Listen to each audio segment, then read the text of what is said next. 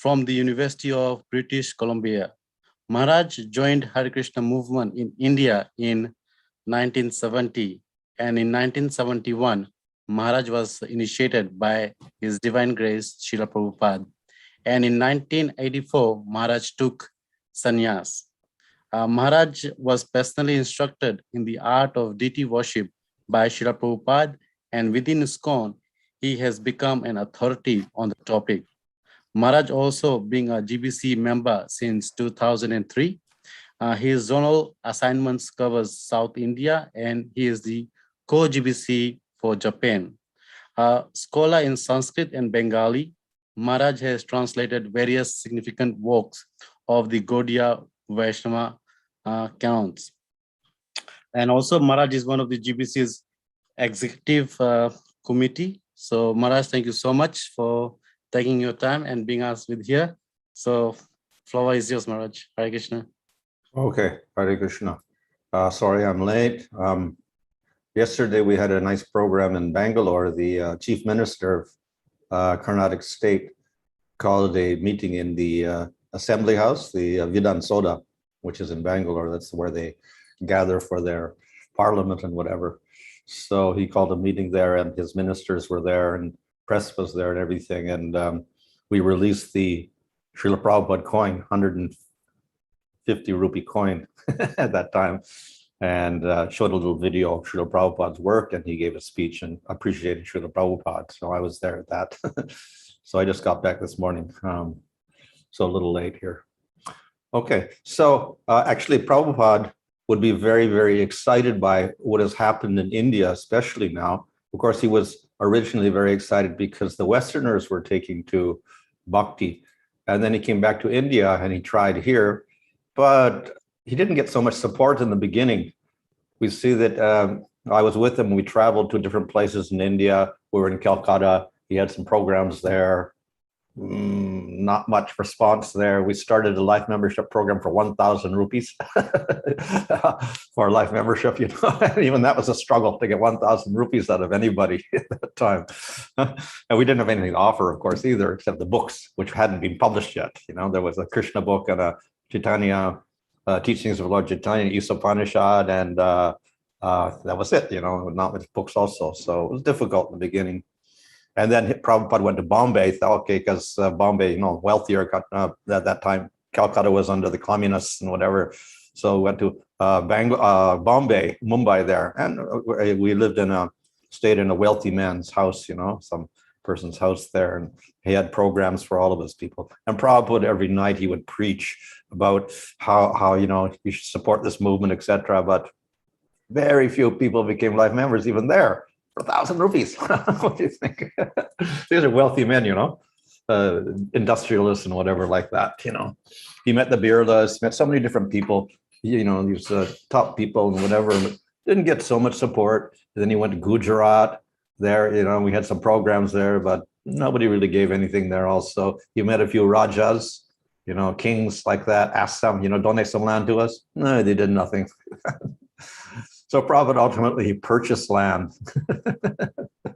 He took money from America, BBT money and American money, and he purchased land in Mayapur, which is, you know, what we got now there, the original land. And then he started this negotiation in Mumbai for the, where we have Juhu Beach now, that one there. Someone came up with a donation in Vrindavan, so that we got that as a donation. And then in Hyderabad, one gentleman, he donated some land there on Ivan's Road. So those, we got 2 donations of land, and then the others we had to buy. In Delhi, we had nothing for years and years and years. We were sitting in a little small thing, you know, little rented place in Delhi for many, many years. But now we see in Delhi, we have like 6 or 7 full, huge temples there. And the land, most of it is like government land. The government has actually given that land for the different temples, you know. So a lot has progressed in the last so many years, especially after Prabhupada's disappearance, and especially after 1990, let's say, a lot of progress has been made in expanding this movement in India. So anyway, Prabhupada would be proud of that. But we see that one of his main efforts, apart from opening temples, was writing of books. And he would dedicate every day, even if he was traveling, he would get up early in the morning and start his dictaphone and, start translating Bhagavatam and whatever like that. Then he did the whole of Chaitanya Charitamrita. Then he continued the Bhagavatam, etc. So he spent a lot of his time in translation work, apart from all the other things he had to do. So the reason for that is that he wanted this movement to be based upon scripture. And if you look up most movements, most spiritual movements from India, they're not based on scripture. You look at all the ones in the past, Muktananda, no scripture. I don't know the other ones, Satchidananda Swami, no scripture, whatever. TM, Maharshi Yogi. I think he did 6th chapter of Bhagavad Gita, which probably nobody reads. But anyway, and then in the modern day, we have Ravi Shankar, no scripture. We have this Isha, what's his name? This famous one with the long hair, the white hair from Coimbatore. Sadguru. Sadguru, yeah, no scripture. What is this? Ma Amritananda Mai, no scripture. So most of the people that come from India and they don't base it on scripture. This is basically based on their personality and how they explain things and their charisma. Then they start a movement. Prabhupada wanted it based on scripture. Of course, he also had that charisma and personality to lead, but he also wanted a scriptural basis. Why was that? That's because that's our sampradaya. It's based on scripture. So if you look at the authorized spiritual groups in India that have survived for thousands of years or longer, they have a strong scriptural basis. So we see the 4 Vaishnava Sampradayas, which go back, 1,000 years or so, all based on scripture and then commentaries on those scriptures. So Ramanujacharya, he wrote a commentary on the Brahma Sutta that became very famous because it defeated Shankaracharya's commentary. He wrote many works to explain the tradition of Vishishtadvaita. He quotes Upanishads and Vishnu Purana, Bhagavad Gita. He wrote a commentary on Bhagavad Gita, etc. So he wrote a lot of works to support whatever movement he had. So consequently, those who came after him, they expanded that literature based on those works, and the movement still goes on today with a strong scriptural basis. And Madhva appeared some years later. So again, he established his movement on scripture, commentary on Brahma Sutras, commentary on Bhagavad Gita, etc. And then his followers in the future, they made commentaries on that and kept the movement going based on scripture. And the same with Nimbarka and others. So same with Chaitanya Mahaprabhu, who appeared 500 years ago. He didn't write anything except Shishtashtaka, but then he told the Goswamis to establish everything through scripture. So they stayed in Vrindavan and they wrote works to support the bhakti movement of Lord Chaitanya and Sankirtan, based on scripture, not just to write their own theories of things or their own imagination, but to give a scriptural basis for everything. So we come in that tradition where there is a scriptural foundation. The movement we see after some time in Lord Chaitanya's movement, even though Jiva Goswami wrote the Satsandarbhas to elaborately explain all the philosophy. Rupa Goswami wrote Nectar Devotion to give scriptural basis for rasa and bhakti. But that was fine. But then after some time, some people would criticize. So when Baladev Vidyabhusan was alive and Vishnu Chakravarti at that time, some Ramanandi group who wanted the support of the king of Jaipur, they started criticizing the Gaudiyas at that time who were worshiping Radha Govinda deity there. And they said, well, look, this group shouldn't worship the deity because they're not bona fide. They're on a scriptural basis. Where is their commentary on the Brahma Sutras? All the major sampradayas have a commentary in the Brahma Sutras. The Gaudiyas don't have one. of course, we have Bhagavatam commentary. Baladev wrote commentaries on the Upanishads also, but there was no Vedanta Sutra commentary. So then Baladev Vidyabhushan wrote a commentary on the Vedanta Sutra, simply because that criticism was there. Your scriptural basis isn't strong. So in ancient times, up until 500 years ago, 300 years ago, etc., scripture was very important for the speaker to establish a movement or to establish this leadership of a movement. You had to know the scripture very well. And of course, it's scripture according to the particular parampara and sampradaya. So anyone in the who claims to be a leader in the Sri Vaishnava sampradaya, then they will have to know Ramanuja's works, Vedanta Deshika's works, etc. And someone in the Madhva sampradaya, he will have to know thoroughly all of Madhva's work and all the his followers' works. So in that way, there's a scriptural basis even today for the leaders of these sampradayas. So similarly for Gaudiya sampradaya, we do have an emphasis on scripture. It's a slightly different interest, however, and emphasis, but nevertheless it is there. So therefore, Srila Prabhupada was quite emphatic to establish the movement on scriptural basis. So the things would be solid. There's no necessity of changing the basic tenets of our philosophy for that reason. So that is why he wrote all of these different works. So one of the major works, of course, is the Srimad Bhagavatam. Why Srimad Bhagavatam? Why not other works like other acharyas? He didn't write any. Why do that one? That's because the Bhagavatam is considered by us to be the sum and substance of all the previous scriptures. So we want to establish our movement based on Srimad Bhagavatam. Why Srimad Bhagavatam? So Jiva Goswami has written an elaborate explanation of why Srimad Bhagavatam, and he concludes that it is the it is the conclusion of all the other scriptures. That's his idea. So therefore, he wrote a commentary, or he promoted Srimad Bhagavatam and wrote the Satsandarbhas to explain them. So Srila Prabhupada spent a long time writing the commentaries on Srimad Bhagavatam for that reason, because it's the conclusion of everything. Then, of course, he wrote Chaitanya Charitamrita, and before that, the summary of that in Teachings of Lord Chaitanya. Early on, he also wrote this Isopanishad commentary. We'll wonder why Isopanishad, because it doesn't talk about kirtan. It's not about Chaitanya Mahaprabhu. It doesn't even mention Krishna in it. The reason is it is Upanishad.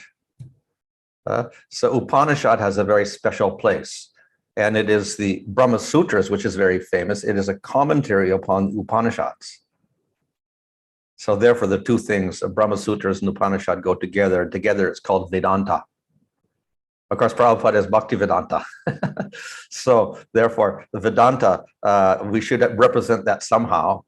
And so Prabhupada didn't translate Baladev Vidyabhushan's commentary on the Vedanta Sutra, but at least he commented on the Isopanishad, one Upanishad. Apparently, Baladev Vidyabhushan, who wrote the commentary, wrote commentaries on the other major Upanishads like Chandogya, Brihadaranyaka, and Svetasvatara, and Kena, and Prashna, and Kata Upanishad. These are like the main Upanishads that Shankaracharya wrote commentaries on. So the followers of Ramanuja wrote commentaries on that. Ranga Ramanuja, he wrote commentaries on those same Upanishads and gave it a Vaishnava conclusion, not an impersonal conclusion. So apparently Baladev Vidyabhushan wrote commentaries also, but they're lost. Nobody knows where they are. And some scholar has been, devotee scholar has been looking around, tracing all the libraries and seeing if it's available. He hasn't been able to find it. But one survived. That's the Isopanishad commentary of Baladev Vidyabhushan.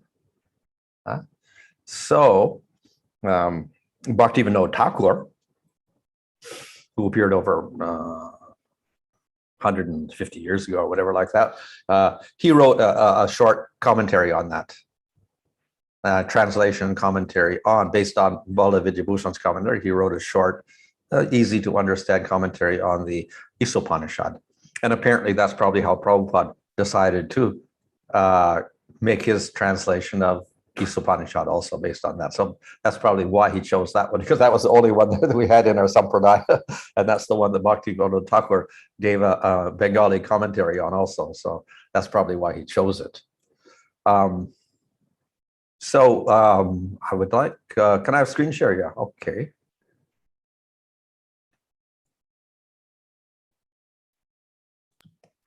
Can you see this? Is it visible? Yes, Maharaj. Okay, yeah. So as I said, the authority of scripture is very important. And the major religions of the world also rely on scripture. We'll see that all the major religions do have a scriptural basis. It's not like modern world, somebody comes up and becomes a big preacher or something and he has no reference at all and becomes famous.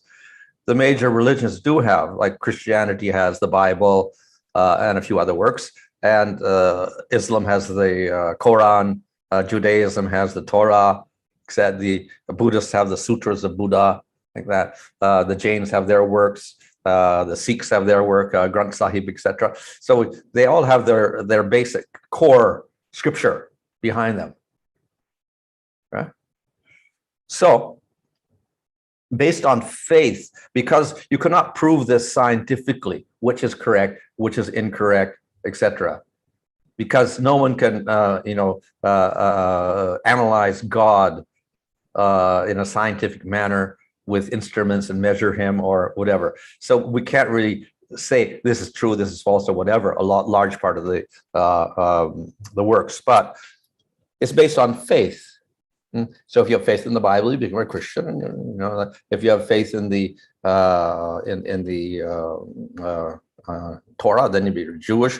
If you have faith in the Vedic literature, then you follow the Vedas. So it's based on faith. So you choose something, and then you dedicate yourself to trying to understand what it means, and then you follow the conclusions based on faith. So therefore, we say, why don't you read the Vedic literature and see if it's reasonable, see if you have any faith in it, and if you do, then you follow that. But it's useless to try to argue back and forth. I'm right, you're wrong, etc. That doesn't work. It's just a matter of faith. So we are fortunate to choose the Vedic literature, but that's a very huge category. And we have to define it very well. Sometimes in India they have these groups, Hindu groups or whatever, or Dharma, Sanatan Dharma groups. Try to get everybody together to support Dharma like that.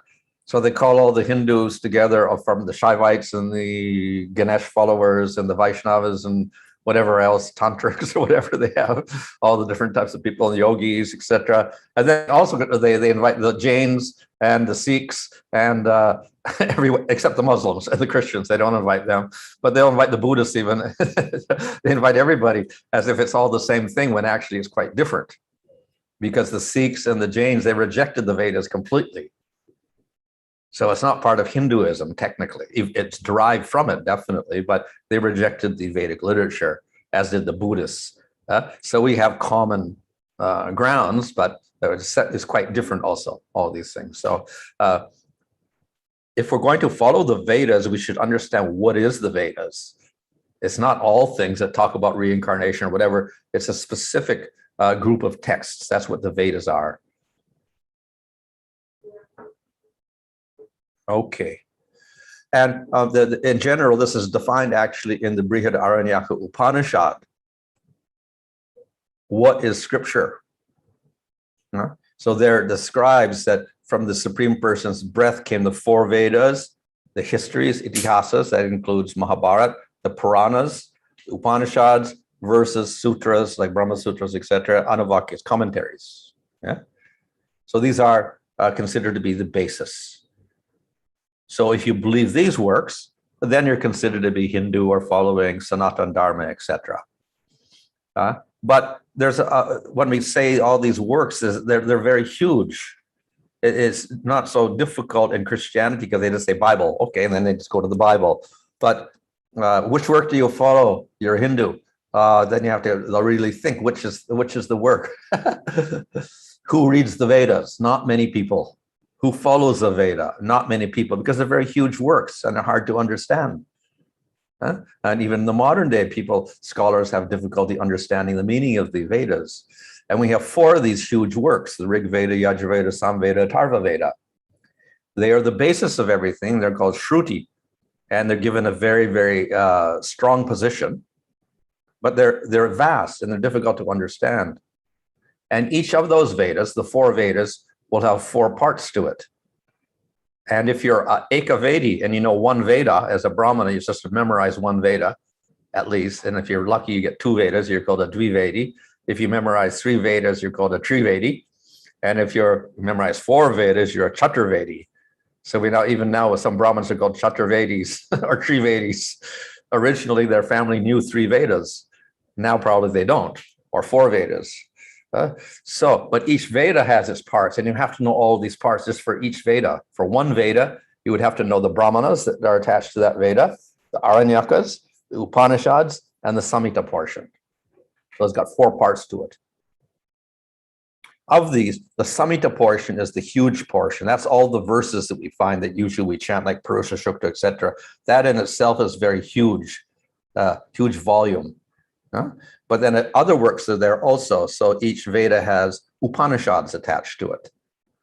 Certain number of Upanishads, each Veda.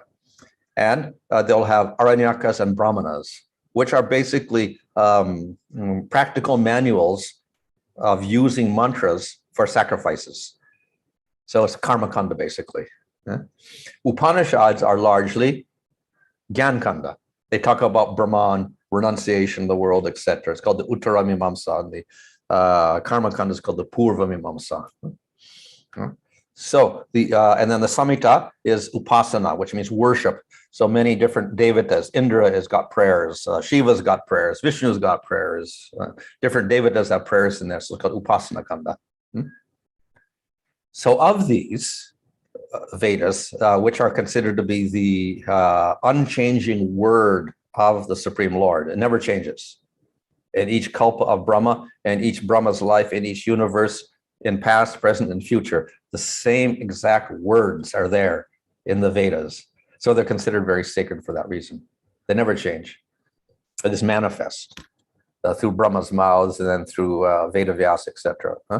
So of these parts, the Upanishads are considered to be the spiritual part, because this karma kanda is basically sacrifices to go to Svargaloka.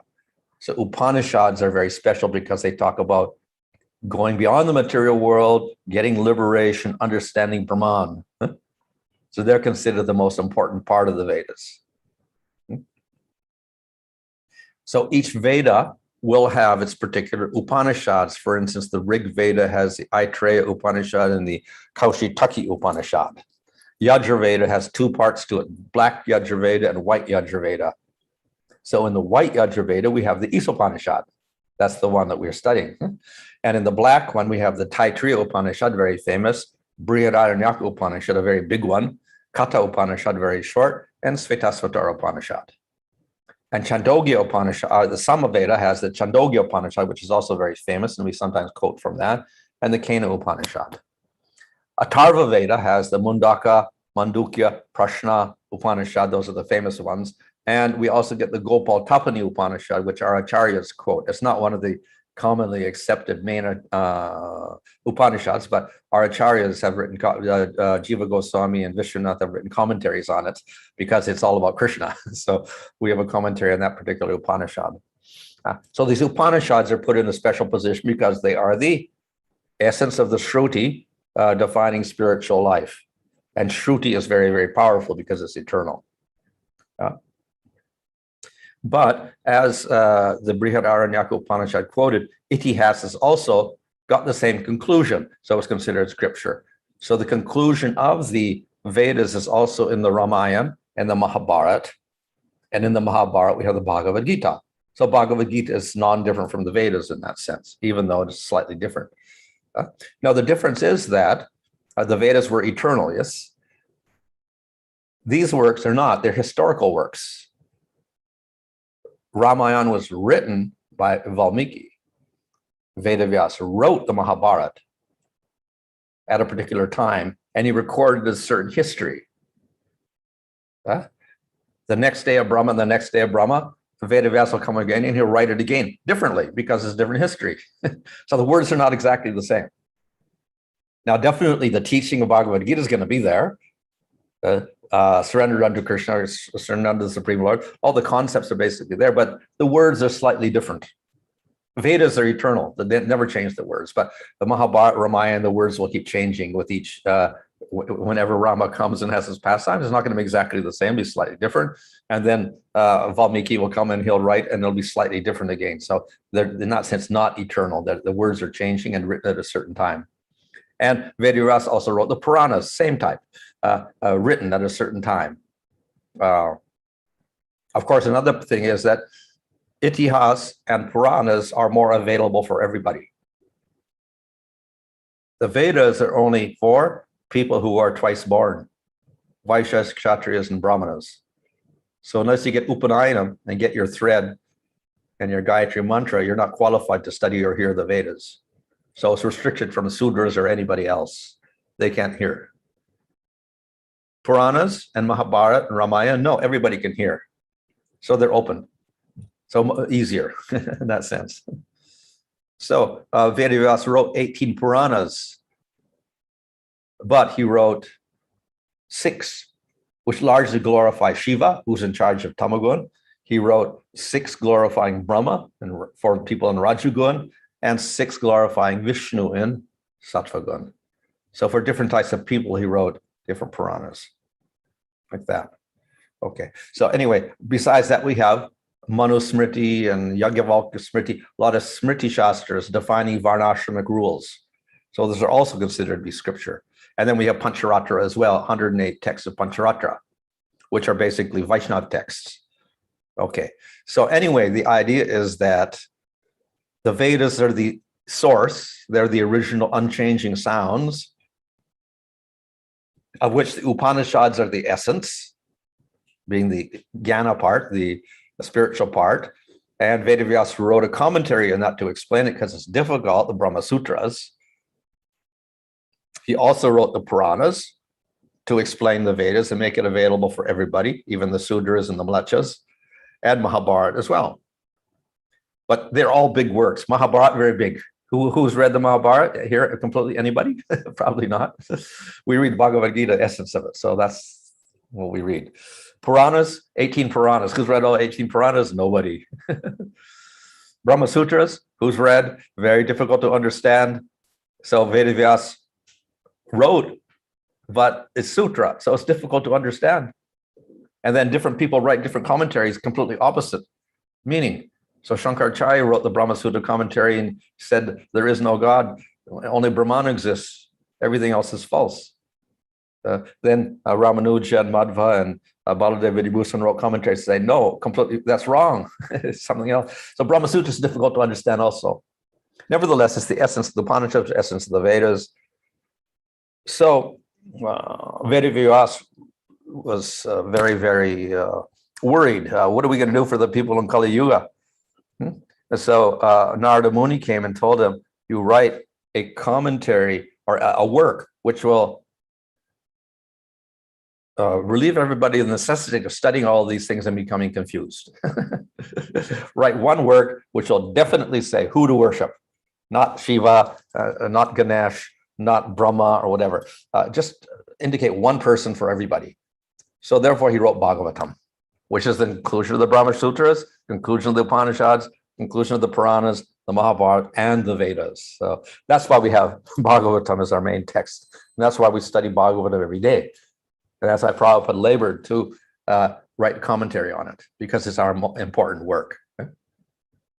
So in relation to that, then, if we go back, still people will say, well, you know, you can't just ignore all the other works.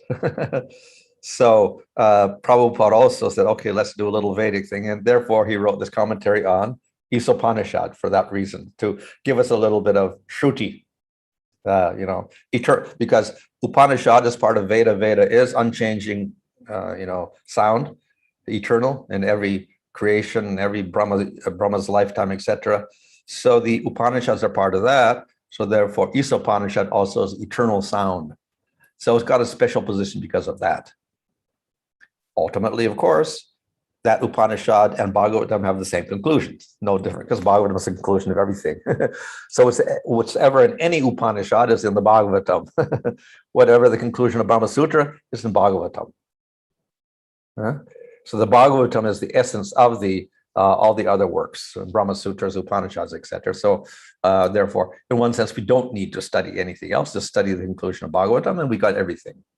However, because we do have a tradition of accepting all the Vedic literatures, the authorized ones, including, Mahabharata, Puranas, Brahma Sutras, Upanishads, and Vedas, we often quote from the Vedas, our acharyas quote from the Vedas also, particularly from the Upanishads. Of course, we also quote from Bhagavad Gita and other works, other Puranas like Vishnu Purana or Padma Purana, Brahma Sutras, etc. But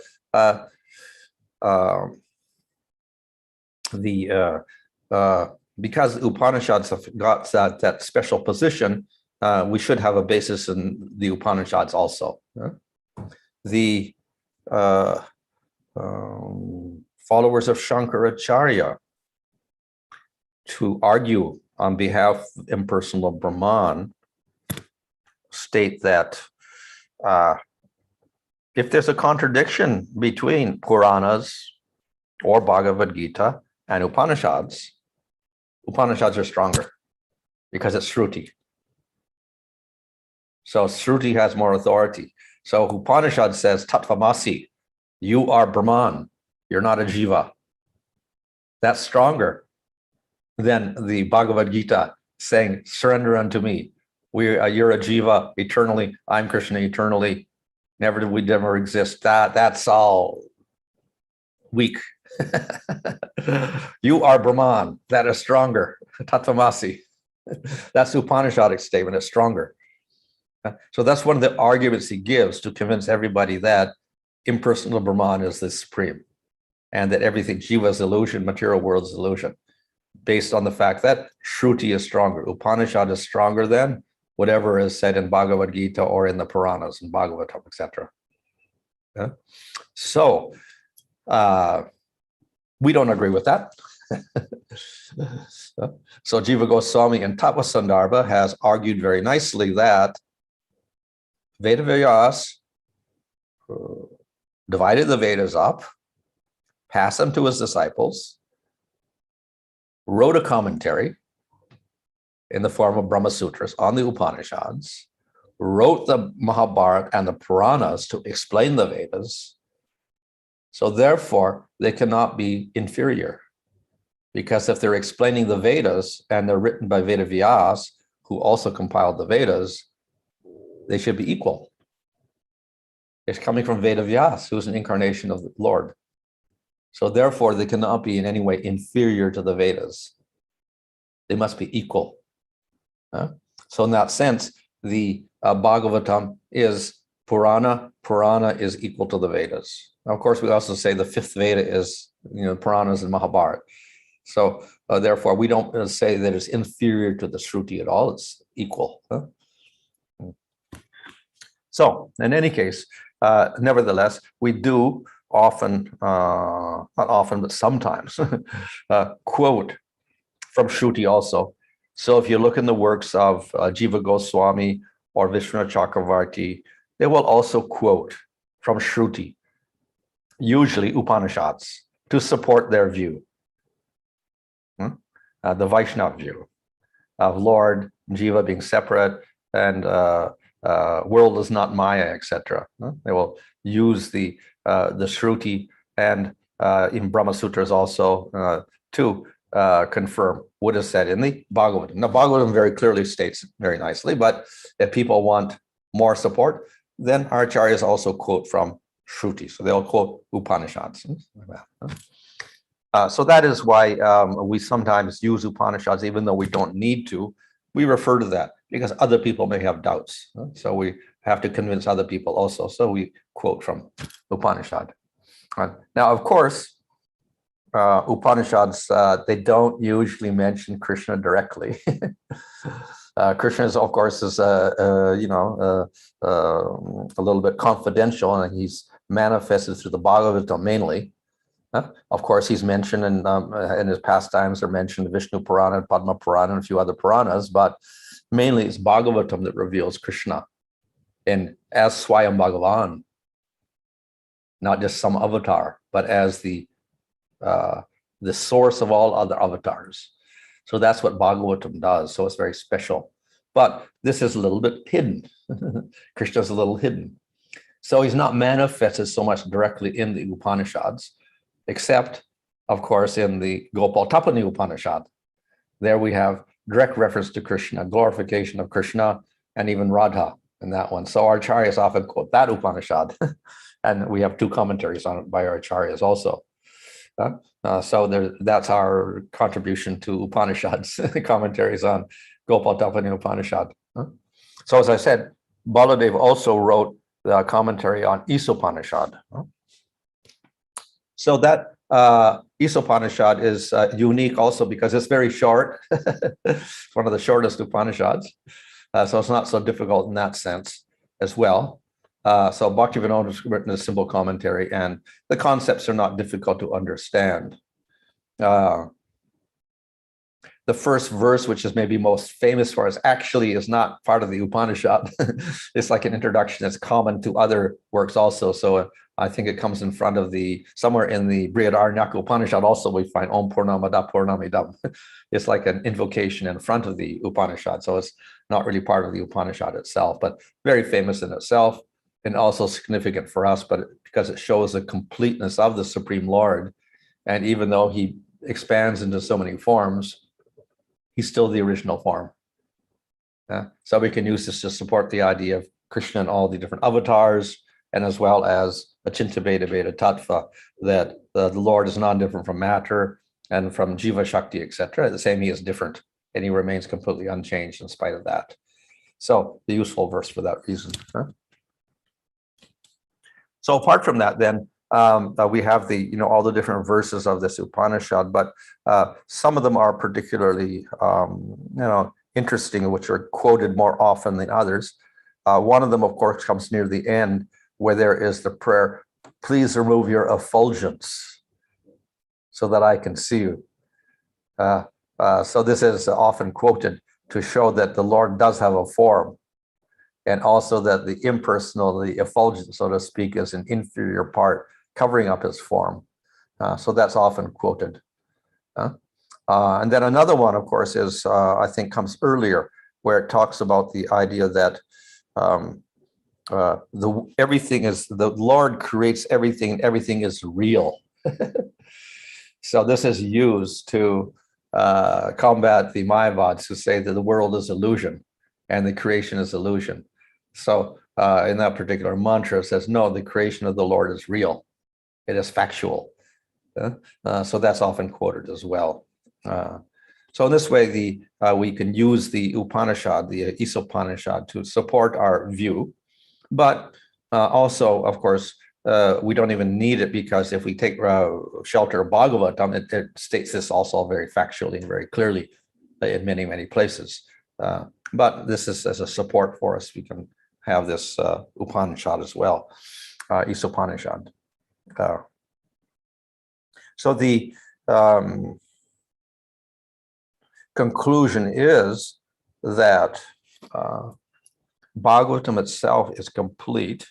We don't need anything else, but it gives the conclusion of everything else. So therefore, we can also reference it through quoting these other works. So therefore, in support of what Bhagavatam says, we can quote Brahma Sutras, or in support of Bhagavatam, we can quote Isopanishad, as we often do, or even from Vedas, or whatever like that. And of course, we also quote Puranas like Vishnu Purana, Skanda Purana, a few other Puranas, and Mahabharata, of course, Bhagavad Gita, and quotations from Mahabharata that support the Bhagavatam, to show that everything is in line. It's not a different conclusion. It's the same conclusion: the Vedas, Upanishads, Mahabharata, Puranas, Brahma Sutras, and Bhagavatam. One conclusion. But in the Bhagavatam, it's made very clear in a very condensed manner. And it also brings about the unique conclusion of Krishna is Swayam Bhagavan. He is the most perfect, attractive manifestation of God. So that's the specialty of Bhagavatam over all the other works. So that's why we put our emphasis on the Bhagavatam. Yeah. Okay, any question there?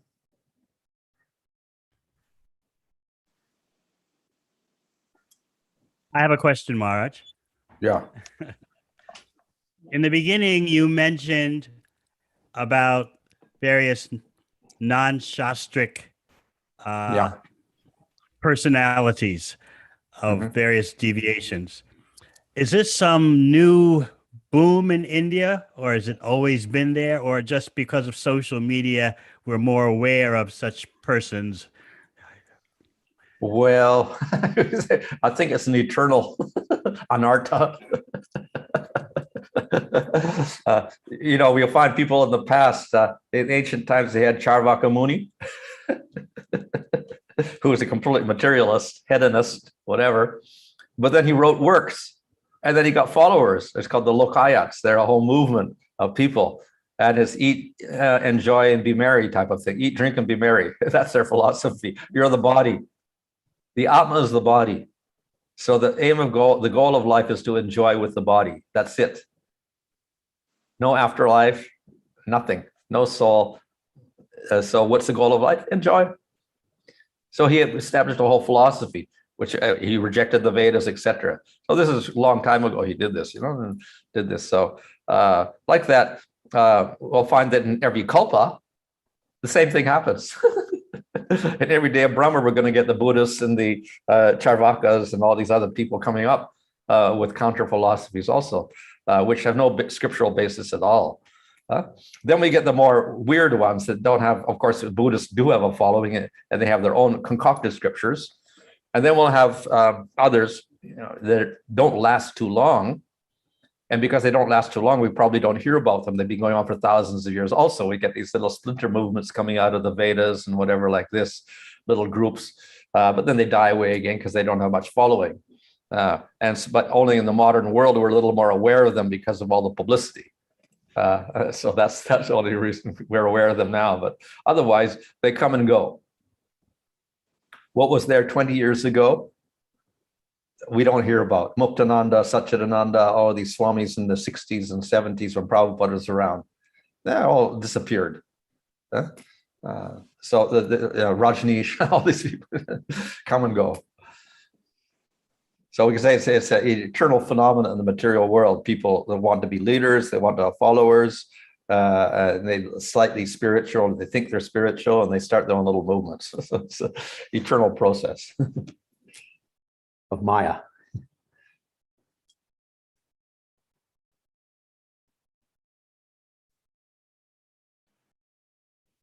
Hare Krishna Maharaj. I have a question. Thank you so much for your wonderful class. Maharaj, my question is, why is Lord Krishna only revealed to the devotees of Kali Yuga? In the sense that, why is it so, it's you mentioned it's so confidential, and so it is not, Lord Krishna is not so much mentioned in the Vedas. But then, as people of Kali Yuga who are the most fallen, why is it that Lord Krishna is revealing himself to us through Bhagavatam, but not to the devotees of previous yugas who were mostly focused on the Vedas? Well, the thing is that Krishna appeared at the end of Dwapara Yuga. Before that, we don't know about Krishna. So he appears in Swayam, in the Vaivasata Manvantara, halfway through the day of Brahma. So in Swayambhuva Manvantara, we have all sorts of avatars like Narayan, etc. And whatever. And then in Chakshushta Manvantara, we get, Kurma, Matsya, and Ajita, and Nrsimhadev. And Vaivasatamanvadara, we get at the beginning, we get Vamanadev. And then we get Parsuram and Ramchandra. And I think 23rd cycle of this.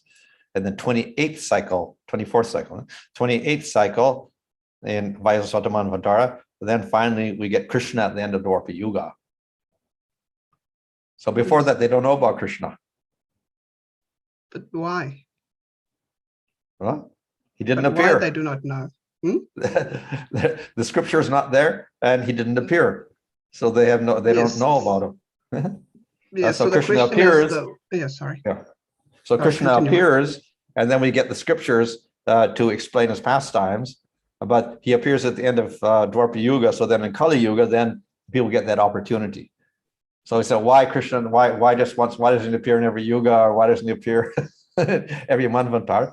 That's just Krishna. He's a little bit rare in that sense for certain people, only for certain people. And of course, it's like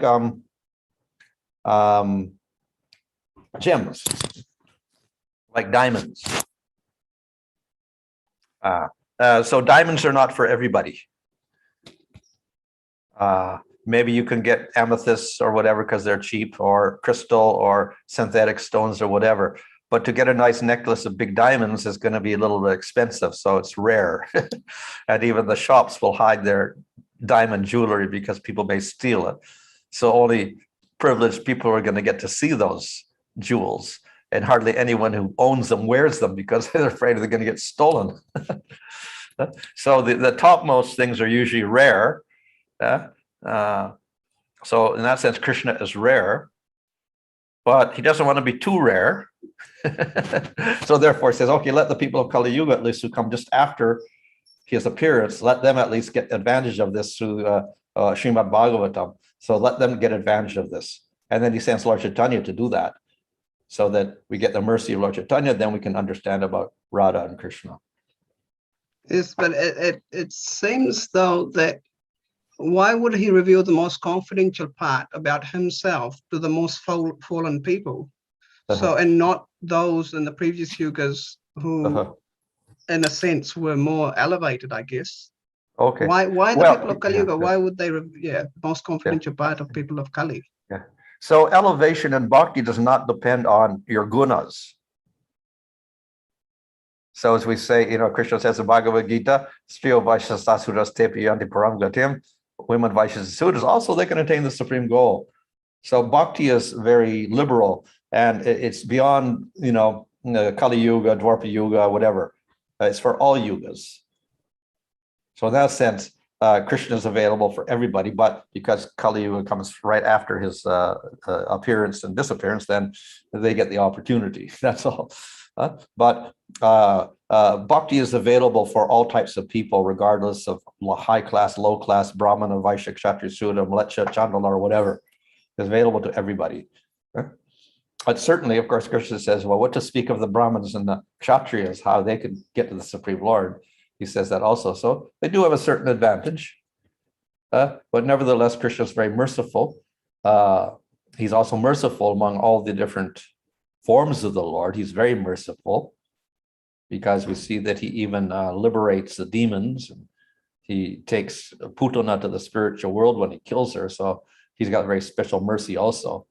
So mercy is an aspect also of Lord Chaitanya. He likes to deliver the most fallen as well. And that is represented through Lord Chaitanya. Thank you, Maharaj. Hare Krishna. Hare Krishna Maharaj. Dandavad Pranam. Please accept my obeisances, Maharaj. Thank you for the wonderful lecture, Maharaj. We really enjoyed it. This is not really like a question, Maharaj. It's like just asking a recommendation. Maharaj, we know like you have written the most wonderful book from the Gaudiya Sampradaya. So we all know like all the books are very much important. So, but for a devotee who is starting now, so what are all the books that you would recommend to start with, Maharaj, of your works after reading Prabhupada's books? So like 3 to 4 books that of your works that you can recommend to start with, Maharaj. After you read Bhagavad Gita, Bhagavatam, Chaitanya Charitamrita, I guess. Whatever.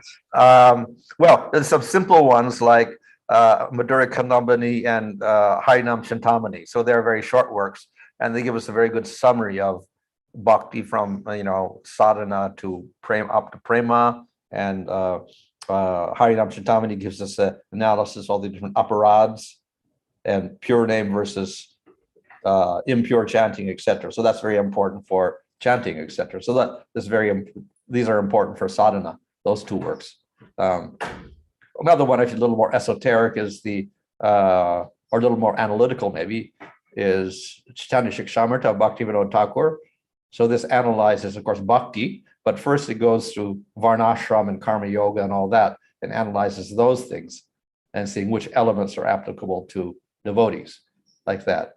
So that's analytical and also that. And then there's Jaiva Dharma, which is a story form and presents much the same material as in the Chaitanya Shikshamrita. That's also there. Those are the easiest works. Thank you, Maharaj.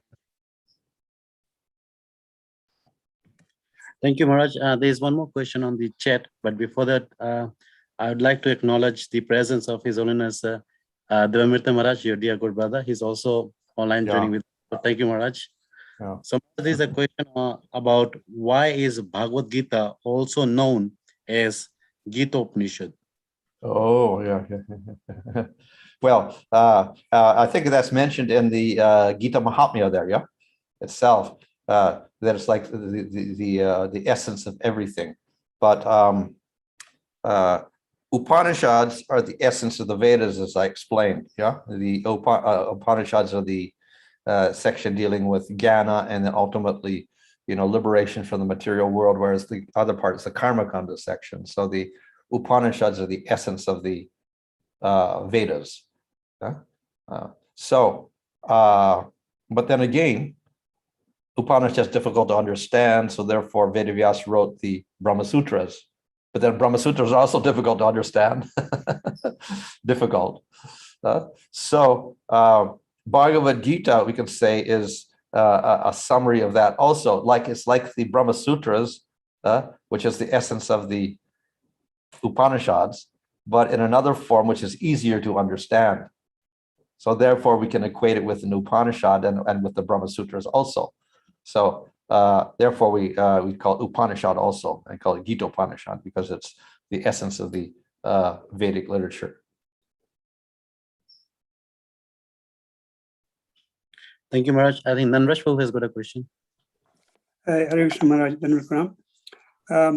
In India, this sect called Arya Samajis, they don't accept the Puranas at all. This is just based on Vedas. Why is that?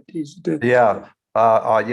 This is a modern movement. I think it came up maybe, I don't know how long it is, maybe 100 years ago or something, Arya Samaj. So they accept the Vedas. They won't accept Puranas, Bhagavad Gita, anything else, only Vedas. So I try to follow a Vedic life. Why? I don't know what the reasons are. I suppose because they say the Vedas are Shruti. Shruti is original, so we should stick to that and don't omit anything else.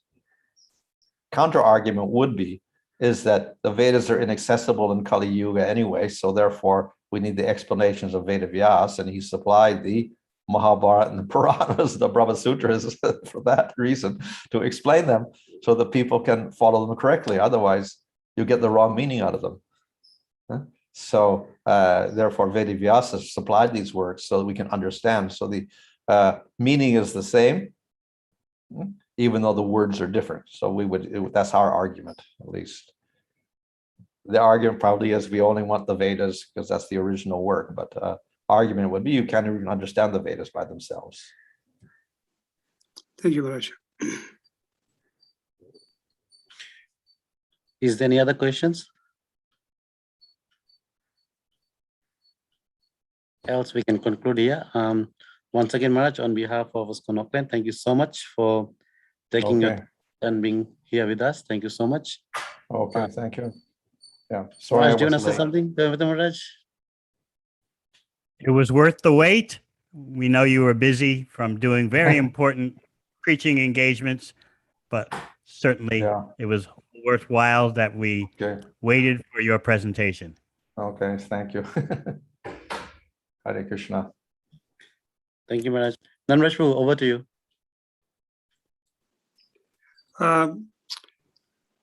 Dandavat Pranam. Maharaj, on behalf of the Auckland devotees here, we'd like to thank you very much for joining us, giving your association this evening. Yeah. And we hope that you'll come back and again give us association in future. Thank you, Maharaj. Hare Krishna. Okay, sure, fine. Hare Krishna. Jai Prabhupada ki jai, Maharaj ki Bye. jai.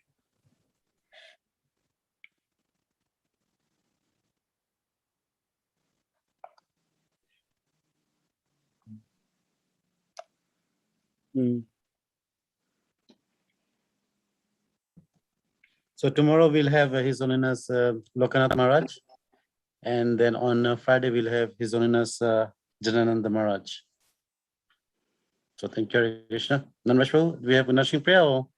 Yeah, we're Narsingha prayer. Radhe, who's singing Narsingha prayer? Dwarikanath. Hari Bol. Namaste Narashingaya Praladaladajaine Hiranyakashi Purvasha Shilatankanakaye Itu Narsingha Parato Shimha Yato Yamitato Shimha Mahira Narsingha Hridaye Narsingha Narsingha Madim Sharanam Prapade Tavakara Kamalavare Nakam Adbuddha Shringam Dalita Hiranyakashipu Tanu Bringa Keshavradita Narahari Rupa Jai Jagadisha Hare Jai Jagadisha Hare Jaya Jagadisha Hare Jaya Narsinghadev Jaya Narsinghadev Jaya Narsinghadev Jaya Narsinghadev Jaya Prahlad Maharaj Prahlad Maharaj Prahlad Maharaj Jaya Prahlad Maharaj Prabhupada Prabhupada Prabhupada Jaya Jaya Prabhupada Jaya Jaya Gurudev Gurudev Gurudev Jaya Jaya Gurudev Padman Nrsimha Bhagwan ki jai Bhakt Ramanish Prahlad Maharaj ki jai Jagat Guru Srila Prabhupada ki jai Nitai Gaur Premanande Hari Hari